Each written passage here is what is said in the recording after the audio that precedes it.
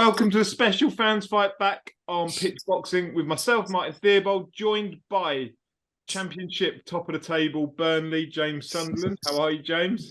Yeah, very good, mate. Very well. Thank you for that. That's not often I've heard top of the league when we're talking Burnley, so I'll have that. Yeah, and Championship, very near the bottom of the league, Sam Heaton, Wigan. How you doing, Sam? Slightly less good, but better. More recently, a little bit better. But that's all right, because we've got boxing to talk about, which we're very specifically going to zone in on the lack of boxing taking place between the best in their divisions. And I think this has been highlighted of late with the fact that, I mean, literally 5 minutes before logging on to this, I sat scrolling through my Twitter timeline. Bob Aaron comes out saying, we're so close to announcing Usyk versus Fury. So close. How close have you been for however long? You've got Crawford versus Spence. You've got Haney versus, I mean, pick who you want, really. Tank Davis. You've got Tank Davis versus Ryan Garcia. You've got so many fights. Wilder versus Joshua. Joshua versus Fury. I've kind of gone through some of the divisions and picked out the top fighters. But starting off, where does the fault lie? Like, generally, promoters, TV networks, fighters, advisors. Where do you, like, as a broad view, where do you think the problem sits? In my opinion, I'd say a little bit of everything. To be honest, I think as fans, we've got a role in it. So, for example, like when a fighter loses, all of a sudden people aren't interested anymore. So, for example, take this weekend, Lee Wood, Lara. It's like if Lee Wood wins, he can fight Josh Warrington. Just let him fight regardless of the result. It's a good fight. So I think that there has to be an element of, accepting the fact that if you are going to get elite level contests, people will lose. But just because A beat B doesn't mean A is going to beat C, if that makes sense. And then manager, I think there's too many people protecting their own pockets. I think there's too many people protecting their own sort of like image and product and Sky contracts, all that. So I think it's a little bit of everything. But I don't think as fans, I don't think we're immune to criticism on that, if I'm honest. That'd be my take on it. Sam? Yes, similar opinion. It's a little bit of everything. I don't think it's just that fighters or managers don't want them to. I think it's that the whole sport is set up in that way anyway, and has been for not just like the last 20 years. I know people said that it started with Mayweather. It didn't. It's been going on like that for 40, 50, 60 years. Because there's two reasons for that. Number one, as boxing has developed, fighters start to fight less and less. Like if you look at the 50s, boxers were fighting 3 times a month in some cases.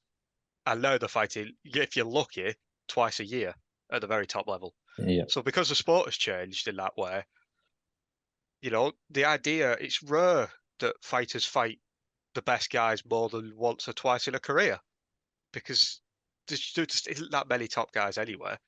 And so there's no incentive to go do that. Like you said, because if you lose, you're then thought of as shit or shot or not worth nothing. And why would you risk the money train when you can make a perfectly good amount of money fighting someone you know you're going to beat anyway?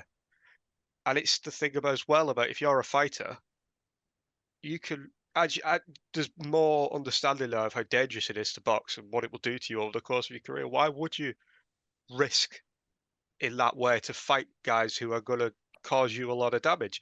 And I know fans don't want to hear that, but that is the truth. Like, that's how fighters think. Why would I, if you're a fighter, why would I risk my health to make X amount of money when I can make X amount of money in fights I'm going to win? So I think rather than risk like that. Fighters, I always think, are somewhat immune to the criticism of fighters not fighting other people. And it seems like promoters get the blame, networks get the blame. It often seems like fighters, they just come out on IFL or wherever and say, I'll fight anyone, I'll just leave it up to my team.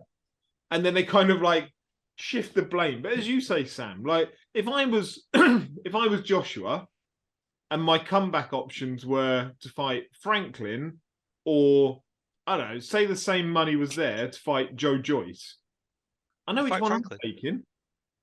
You fight Franklin. 100% you fight Franklin. Yeah. Why wouldn't you? Yeah.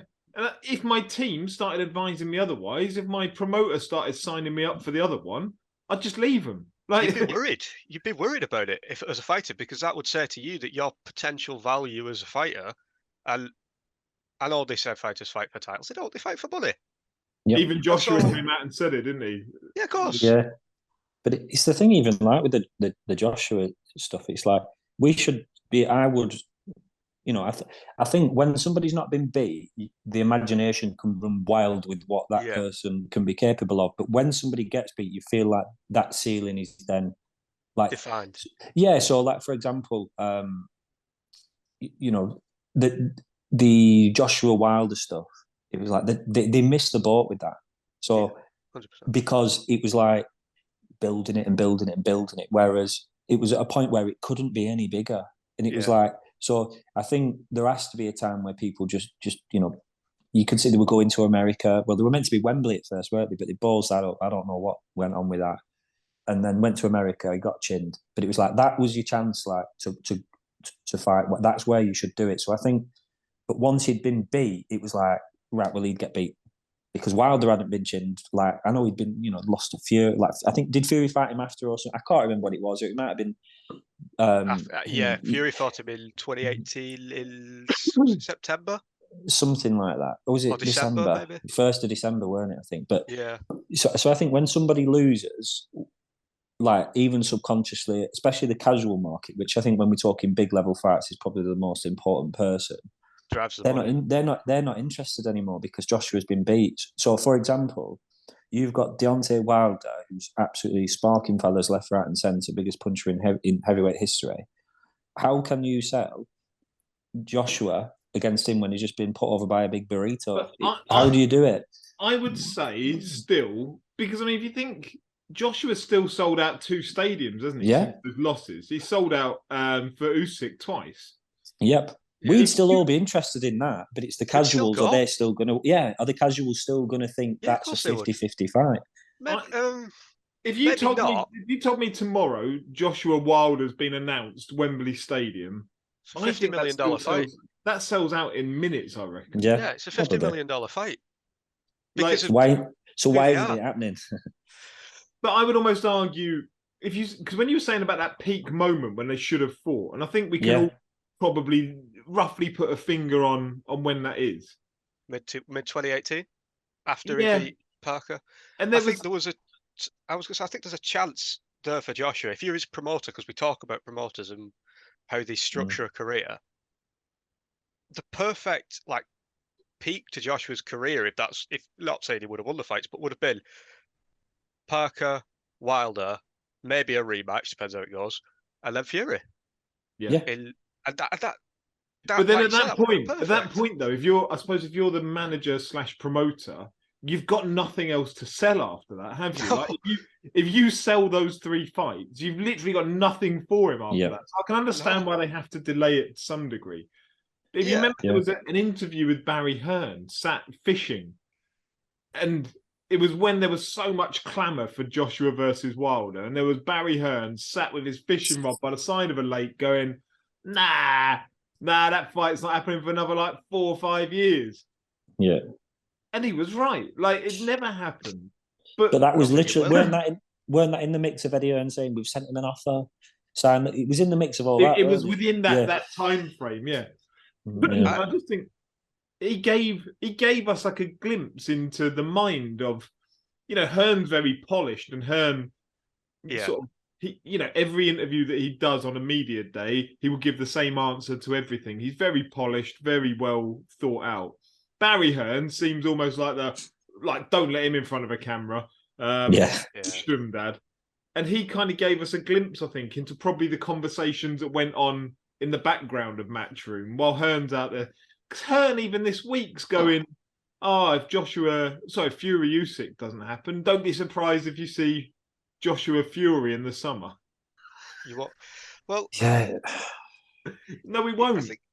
No, we won't. And it's one of those things he's very, like you say, he's polished. It's almost politician-like. They talk about in politics message discipline.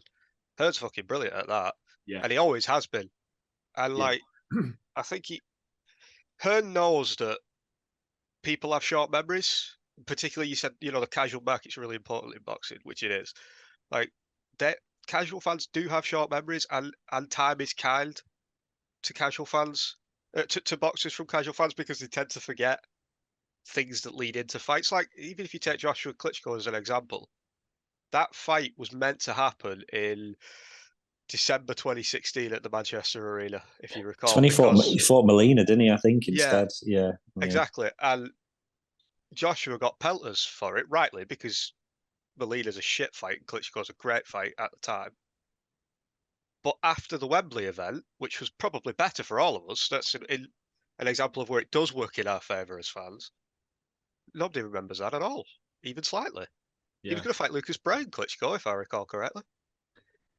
Then we move on from the heavyweight. Like, I was looking through earlier on BoxRec at some of the divisions and see, do fighters fight each other within, say, the top 5? I haven't picked every division, but if we go down to light heavyweight, the top 5 there is Bivol, Beterbiev, Callum Smith, Joe Smith Jr., and Ramirez.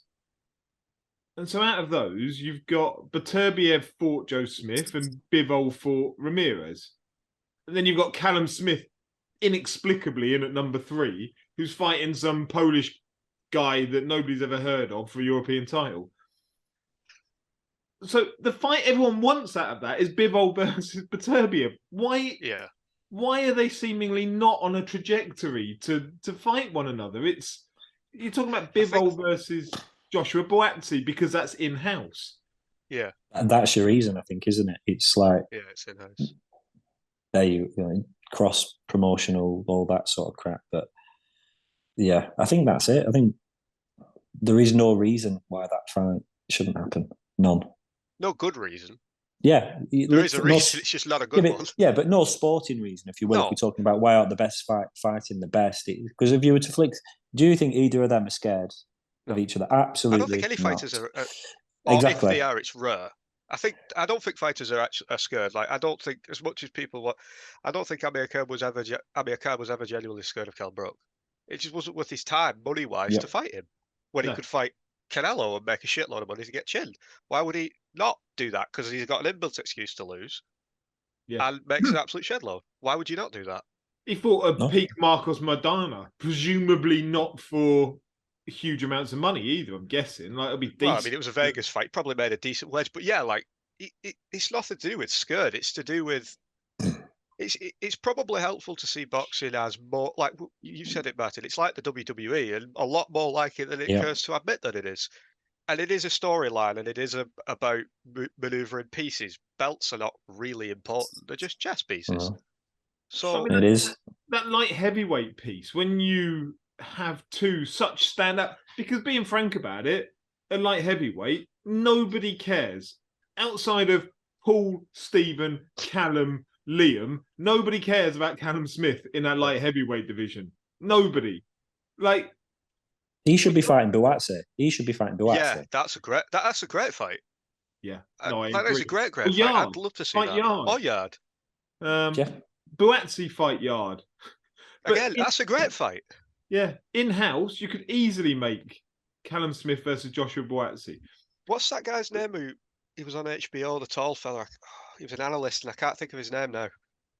Max Kellerman. I remember him saying once, like, in boxing, the way that it normally works is you have like a pool of fighters, or how it should work. You have a pool of fighters that compete in a given division, or maybe over 2. And then after about 3 or 4 years, 2 guys are left standing in the winner's circle, and that's the fight.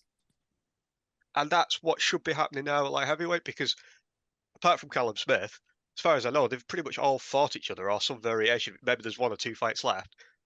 I don't see Beterbiev losing, and I don't see Bivol losing either. You're absolutely right. And that's what, again, coming back to the heavyweights, I stand by the fact that Usyk v Fury is almost like an accident. Like, he's just come out of nowhere to a degree. He shouldn't, like, everyone was so zoned in on, like, these 3 people, like Fury, Wilder, Joshua, like, they were the guys. That is the generation. But they've pissed about for that long that somebody you else know, has come along and he's taken come it up, away. he's cleaned up his own division in the time that they've been messing about, and come up and potentially going to clean out another one because they've not, they've just been pissing about for too long. So, like, I think with like heavyweights, you just never know, do you? Like, what could. I think that was the intention with Canelo. I know, but I'd admit, I think the consensus, it wasn't my opinion. I fancied Usyk quite strongly, but I think the general opinion was, too small. Joshua's going to run him over, and then they make the Fury fight. So it just feels like every time the fight before the fight, there's been a slip up. Yeah. So it's like, why? And that happens throughout history, doesn't it, with boxing, really? So you just wish that these two like heavyweights would just find out who the best is, and it's just frustrating. Because if you look at Beterbiev, like, who was the Gvodik? Is it Gvodik? I can't remember how you pronounce his name. The Ukrainian guy. Yeah, I would argue when you look at Beterbiev's record, it other than he's consistently fought. I would say probably he's got enough. I would say top 5 names probably on his record at the time. The likes of Joe. He ironed Joe Smith out, didn't he? And he's obviously done Gvodik, and who else did he fight? To another fella. Quite a few of them, but why aren't they fighting? It makes no sense. Yeah. And again, I mean, not to focus and zoom in too much on that heavyweight division, but you look at Joe Joyce. Like, Joe Joyce is just clearing out everybody from like 10 to 4 in the heavyweight division. Yeah. Working his way through it until he gets to the top. I love that. Like, if nobody's going to give him a title shot, he's at least going through and taking out names that he's familiar enough with. But he has to, doesn't he? Like, because, like you said, you put your finger on it there. For the vast majority of us, there was the 3. Let's be honest. After Fury beat Wilder, and it was probably like this for some time. Joshua Wilder was a big fight in the division, but it was not nearly as big as Joshua Fury. Agreed. Joshua Fury was like arguably the biggest fight since about 1971. And it was a monster, and I think the thing is, you've got, like you said, message discipline, like you say with Hearn, and I think the Joshua camp is very good at probably, if they say things enough time, it becomes fact, doesn't it, in the media? They're very good at controlling. But he's the only one out of the 3 that hasn't fought one of the other 2. Yeah. So it's like, he's been negotiating for over periods with Wilder. That never happened, but it was always Wilder's fault. He was negotiating for a while with Fury. That never happened. You got to think Well, it did happen, and then something else got in the way. But like you say, you can't account for anything like that. Like, you can't account for Usyk. Yeah, exactly. And even like when they were trying to make the Dylan White fight, they were lowballing him, weren't they, at Wembley? So it's just like, just make the fights. But that's why, again, a bit of a random one. One of my favourite fighters over the last God knows how many years is Sean Porter, because he has been in with everyone that he should or could have been in with. There is not one name, in my opinion, from his generation. I can't think of one that's missing off his resume. Win, lose, or draw. If you say to me, you can go to any fighter over the last however many years, and you can pick 5 of their fights to be at ringside for, it'd be Sean Porter, because his top 5 would be better than anyone else's, in my opinion. Yeah. And yet he's taken losses along the way. Nobody cares. Yeah. Nobody cares because he's taking meaningful fights and he's competitive in them. He's not just getting. And he's also being helpful to us as fans in a way, because we know where Porter's ceiling is. So when a guy comes through like Crawford, like Spence, who do dominate him, which they did, let's be honest, they both dominated. I don't know. I think the Spence fight was very close. I thought it was. Yeah, maybe not. Maybe dominate's the wrong word, but they separated themselves a little bit from him, from what he was capable of. They could clearly go up a bit more. Yeah. And so that tells us something about them, because we now know, well, if they've beat this guy who's been in with like the likes of Thurman and Garcia and all those people at that not quite top tier level, we now know that they are a little bit above that, because he's above, they're above him, and that kind of fighter is.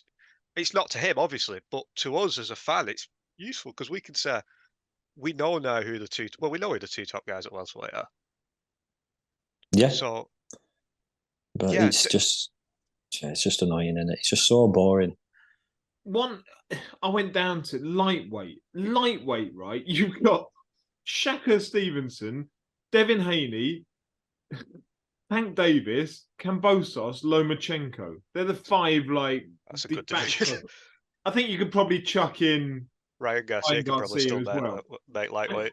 Yeah, and you could probably put him in for Kambosos. Would be my argument out of that. Yeah, Um, I would agree with that. Yeah, And then you've got Stevenson, Haney, Davis, Garcia, Lomachenko. None of them have fought one another. How was that? Like, and then I was trying to work out. So Stevenson is top rank. Yep. Haney is top rank as well now. Yeah, I think now, yeah. Loma's top rank. Lomachenko's top rank. Garcia is Golden Boy. And Tank Davis is PBC, but he seems to have walked away and done his own thing. Yeah, he's a free agent, isn't he? Yeah. Again, it's like what we said before. It's not the sport itself is not actually structured in a way that would allow that to happen. Part of that is because the fighters have now more control over their careers. Like they have more of a say than in 1950 when Sugar Ray Robinson had to fight Jake LaMotta 5 times and Rocky Graziano 3 times, and that doesn't happen anymore. I mean, occasionally Pacquiao fought Marquez like 4 times, and Morales 3 times, and so on. Chisora Fury. Chisora Fury. But you know what I mean? It's rare that happens now. So it's partly to do with the way that fighters have taken more control over their careers, for good or for ill, and it's partly to do with the fact that they fight less because they make more. Because I think on that, when you're talking like welterweights and even Ryan Garcia, it looks like Ryan Garcia wants that fight. It looks like he's pursuing it. It looked like Terence Crawford was really pursuing the Errol Spence fight, but it just takes one piece of the jigsaw to be a bit of a knob, and it all seems to fall apart. I always work on the argument with, say, Fury and Joshua, and I think you could apply the same to Spence Crawford. You could apply the same to Garcia Davis. If you sat those 2 people in a room and said, you've got a budget of $40 million. Now you two, you can either walk out this room with nothing each, or you can come to an agreement of how much you two are each going to take home. They would be done in 20 minutes. They would have it done in 20 minutes. They'd walk out the room and they'd both be going home with probably, I don't know, 25 and 15 million, 20 million each, whatever it may be. So in those scenarios, I do not believe for 1 second the fighters are to blame for not making these fights. No. If you work on the premise that it's all predicated by they'll fight twice a year, as you say, they're making more money, so they're not fighting as often. They're big events that they need to sell pay-per-views for, all these things. Those fighters would make things happen. So therefore, it can only be everybody in the periphery. Yeah, but I don't know. I just think what is stopping, like, Errol Spence Jr., because I always think if Wilder and Fury can fight on separate platforms, different promoters, Bob Arum, PBC, all that crap, if that can be made, that was because both of them really, really wanted that fight. You're telling me if Errol Spence Jr. walks into Al Heyman or whatever and just be like, that is the fight I want. Get that. Under no circumstances do I want to fight anyone else. And if they don't deliver it, he should be sacking his team. Yeah. I think it comes back to that argument though of if I don't have to, because again, as fans, because we have this sort of romanticized view of the sport, which is that they are always striving to be the best. No, they're always striving to make money. I think Spence has to do that now. I think he's at a point where he has to. But I agree. I wonder if he maybe goes into the office and says, "Al, I need you to make that fight with Crawford next," and how Heyman or Joshua for Hearn or Warren for Fury, whoever it may be, might well say, "No, you don't." Like, what you need is that fight in 3 fights' time, and in the meantime, I'll get you a knockover job, a slightly harder knockover job, and then we'll talk about that fight. In which case, you've earned 10 million, and then you get the 40, or you get the 40 now, and you risk not getting the earning potential after. Is that not what they've already done, though? I just think that's what it is. Yeah, they've literally already done it. It's like if you're Joshua, like this Joshua's resume is for everyone. It's like a lot of the people on that list of names that was stood up as this is a solid resume have eventually been on to be chinned by like Fabio Wardley or someone else. Just it hasn't aged particularly well, some of those wins on there. And I think with Spence Jr., like there's nobody left for him to fight. Like there isn't, unless he's going to fight a Boot Tennis or a Virgil Ortiz. Yeah. Even then, it's like which he's not. That's not your era. You need to do your own, work before you start worrying about the next era. And I think, as fans and history in general, will look back kinda on Terence Crawford and the way he went about it. If the fight didn't happen, then Aaron Spence Jr. in my opinion. I think they will, because Crawford's gone up through the divisions looking for those opportunities. And he's walked away. He's walked away from ESPN to make that fight. Yeah, and I think when you look at Usyk, mentioned him earlier, he cleaned up cruiserweight until there was no question, and then he went into heavyweight, took a couple of warm-ups, and then went for Joshua.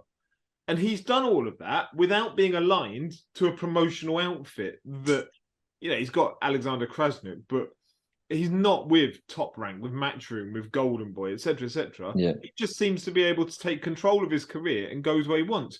Why are more fighters not turning their back on longer term contracts, or is it that safety net? You've got a mortgage to pay, and we're going to. I think at the time of the Super Six, I think cruiserweight was like a nothing division. If I'm honest, I don't think there was no money really, and it was just sort of you took a big shitload of money at him.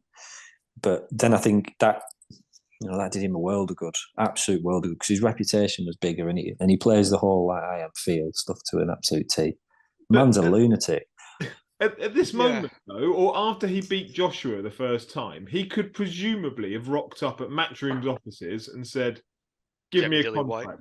Or gone to PBC and said, give me a contract. And they'll give whatever he wants. He's holding the majority of the world heavyweight titles. But he didn't. He kept as a free agent almost and can go anywhere that he needs to. Why do more boxers not take those risks? Or is it just because he's that good that he can?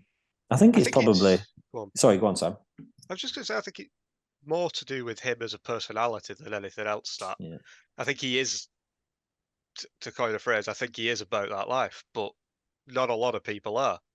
And it's a criticism you can level at quite a lot of fights. In fact, the overwhelming majority of them, that they, as much as they have a say in the direction of their career, they ultimately aren't the ones who decide where the money goes.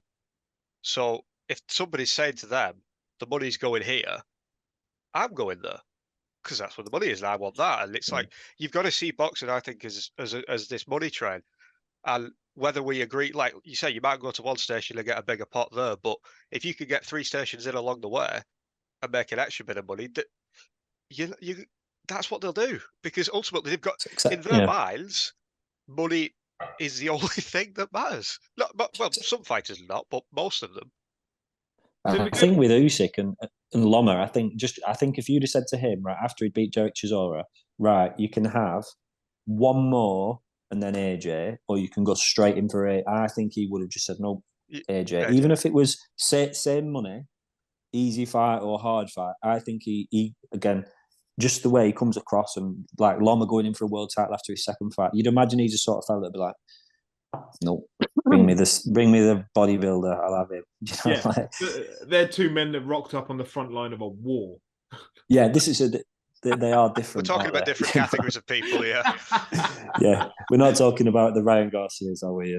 So if I give you some fights, right, really quickly, if I go back through those divisions, the best fights that can be made, will they happen this year? Yes or no? So Fury versus Usyk.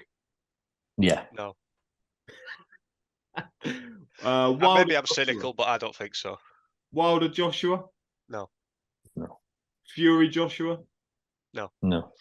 Yeah. See how sad and depressing is that? Immediately, out of the 3 permutations, one. And I don't think it'll happen either.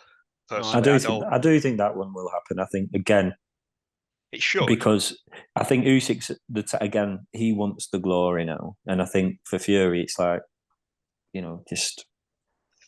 He will. There's nothing else. But it's like if you can be undisputed against fella coming How up you from beat Joshua. cruiserweight that's not a puncher. Are you And going beat to turn Joshua it down? as well. That's a big carrot for him. Yeah, and it's like, does he fight Joshua? Possibly, but I know he's dealt with Wilder a few times. Does he want to go back? Jesus Christ! Like, no, nobody needs that in their life. Like, All right, Bivol Baturbiev. no, No, Spence Crawford. no.